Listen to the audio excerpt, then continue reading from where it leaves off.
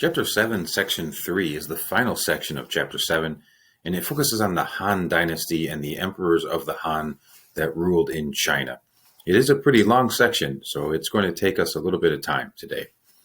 Roman numeral 1 starts with the idea that the Han restore unity to China. In the introductory period, we're going to take a look about after the death of the Qin ruler Shi Huangdi in 210 BC, there was actually a lot of instability and problems for China. Liu Bang founded the Han Dynasty, and there were two leaders that were very powerful that emerged, Chang Yu and Liu Bang. They're both generals. Bang had served under Yu, but eventually turned against Yu. Liu Bang defeated Yu in battle in the year 202 BC, and therefore declared himself the first emperor of what is called the Han Dynasty. Bang's first goal was to defeat rival kings and create what's called a centralized government. Centralized government is a central authority that controls the running of a state.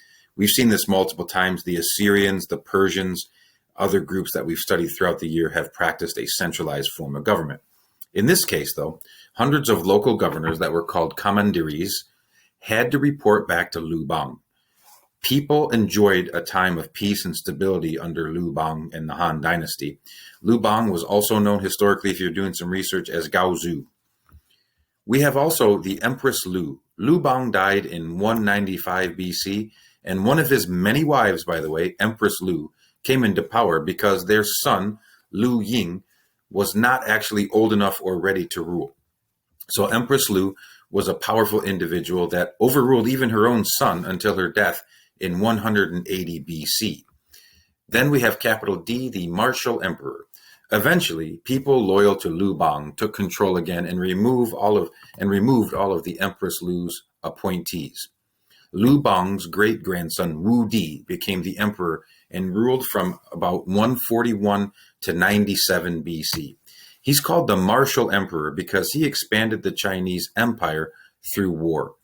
His biggest enemy was a nomadic group of horsemen known as Xiongnu. Eventually, he defeated them and expanded into Manchuria, Korea, and also Vietnam. By the end of his reign, Wu Di had expanded China to what is very much like their modern boundaries. Roman numeral 2 will talk about a highly structured society. We'll take a look at a couple of charts and maps here, and we'll take a look at page 202 here momentarily. Okay, first of all, the Han Dynasty. These are some of the areas that they definitely ruled. This is the Han Dynasty at its greatest extent. This is what I'm talking about, the people from Xiongnu, kind of like the early Mongols there. This was a region that called the Taklamakan Desert. This is kind of an area that the Han influenced.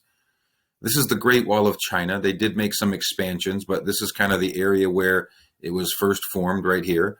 And then these red lines show you the Silk Roads during this time period, which were major trade routes that expanded goods all the way over into Europe and the Middle East, and then all the way back to, of course, China. Now, it did talk about the structure of class society. This is an example of Chinese society. Under the Han Dynasty, the structure of Chinese society was clearly defined. At the top was the emperor, who was considered semi-divine. Next came kings and governors. Both were appointed by the emperor. They governed and helped with the officials, nobles, and scholars, also controlling them, but also reporting back to them. Peasant farmers came next, people who produced food. The production of food was considered vital to the existence of the empire. Artisans and merchants were below the peasant farmers. And then near the bottom were soldiers who guarded the empire's frontiers, and at the very bottom were slaves. This was the system that was in use during this time, and that's what this is referencing here, the social history chart on page 202. Let's take a look at the structures of Han government. The Han utilized a bureaucracy, which is something that we've learned about in other sections of Confucianism and ancient China as well. It's a system of departments and agencies that was formed to carry out the work of government. For this to work, it requires heavy taxation of the people, along with heavy labor produced by the people for the government. Chinese people under the Han Dynasty, they had to donate both their time and their money working on roads, canals, and irrigation systems. They were also forced to work on expanding the Great Wall of China. During this time, Confucianism, based on the key philosopher Confucius was very popular. His ideology formed what's called a civil service. These are jobs obtained in government by taking tests or examinations to determine placement. This system was brought about in the past by the key figure Confucius. The Han Emperor Wu Di favored government employees that were Confucian scholars.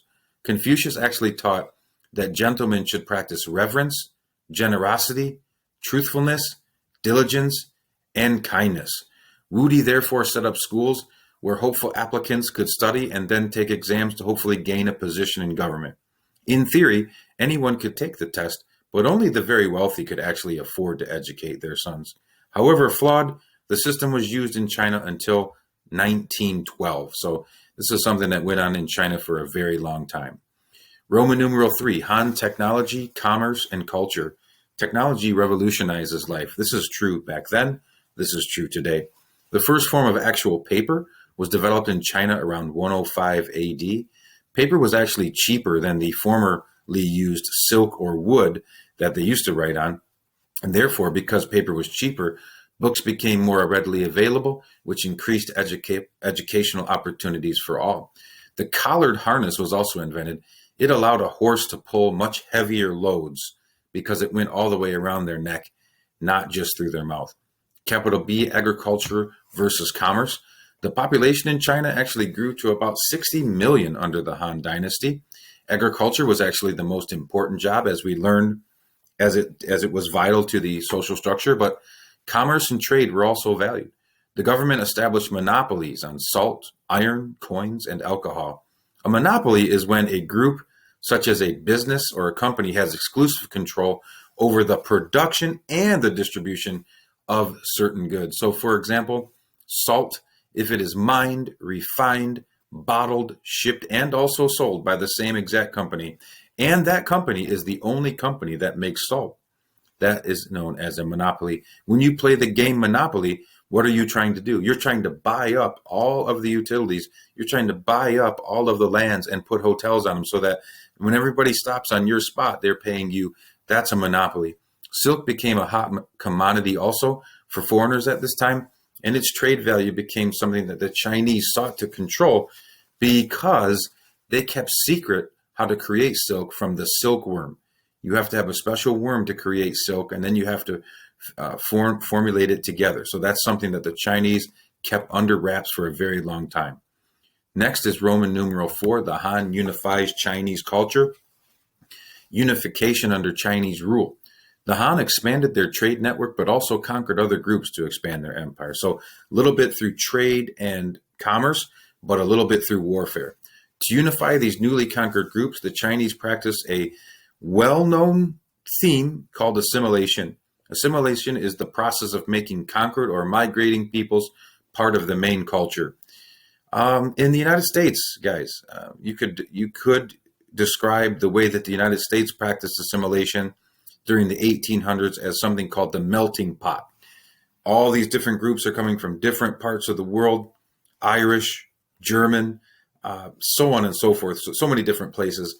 And they're coming into these places like New York, and all of a sudden they're kind of assimilated into American culture. They all melt into the same pot. Today, in the United States, we like to call it the salad bowl. And the thing about that is think about a big salad bowl. Like if you go to Olive Garden, right, you get the family size salad bowl. Well, it's a mixture of all these different cultures. But here's the thing. You've got the salad and it keeps its individuality. You've got the olives, you've got the dressing, you've got the croutons, you've got the cheese, you've got the carrots. All of those things are in the bowl. They're all Americans, but they all keep their individual cultures and identity. And so a lot of historians have changed the term from melting pot, which kind of talks about getting rid of the old cultures, to the salad bowl, which is kind of bringing in all the cultures, but also being part of the American culture. So those are just terms that you might hear thrown around related to assimilation. Historians also work to create a unified culture by writing about the history of the Chinese people. Sima Qin was known as the Grand Historian. He wrote a lot of information about Chinese history. Then you also had Ban Bao, his son Ban Gu, and his daughter Ban Zhao. I have actually personally read a lot of the excerpts from Ban Zhao. She wrote a famous dialect called Lessons for Women. She's a female author, and she called for women to be humble and obedient, but also be industrious.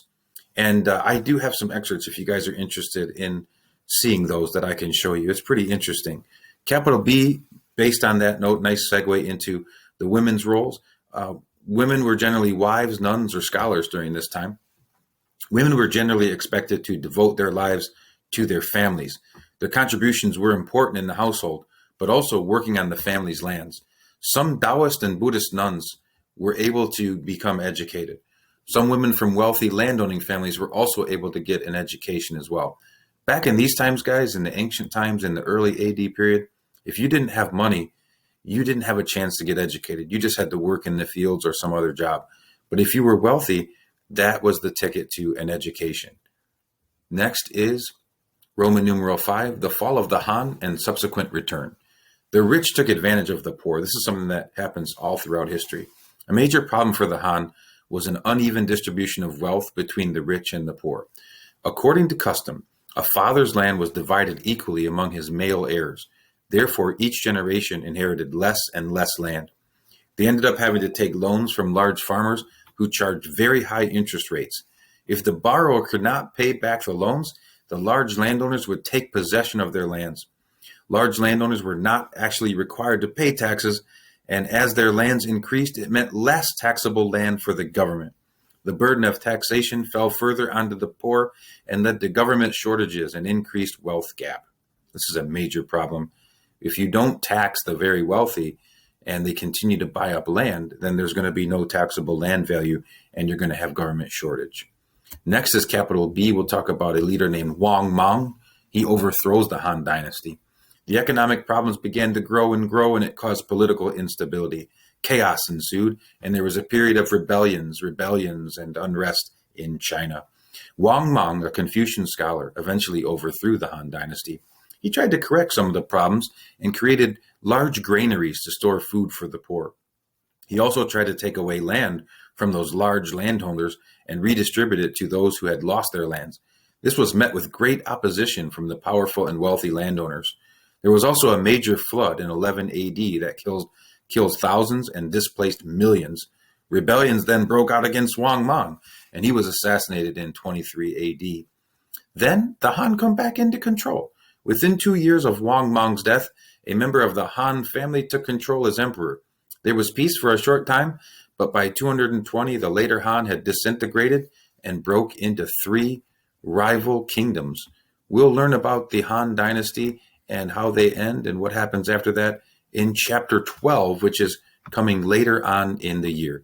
Just a few other slides to show you from the textbook. We already went over the social history there. This is a little excerpt on page 203 about paper making. People in ancient China wrote on pottery, bones, stones, silk, wood, and bamboo. Then about 2,000 or more years ago, the Chinese invented paper. They began to use plants such as hemp to make thin paper. In AD 105, Cao Lun, a Han official, produced a stronger paper by mixing mulberry bark and old rags with hemp fiber. The art of papermaking slowly spread to the rest of the world. First, it moved east to Korea and Japan. Then it spread westward to the Arabic world in the 700s, and from there into Europe. So that's a little bit about paper, and you know that led to much cheaper books, and so more people could become educated. Here on page 204, there's a deeper look at the Silk Roads. It takes you through a little bit of the regions that they travel through, and eventually how they get to the Mediterranean Sea right here and on their way to Europe and ancient Rome and things of that nature. That will pretty much do it. There's more about the Silk Roads here. This is really a big section on the Silk Roads and trade. And of course, it also compares the Han Dynasty, which was 202 BC to AD 220, with the Roman period that was around the same time period. So you've got the Han from China, and you've got the Roman Empire from the Mediterranean.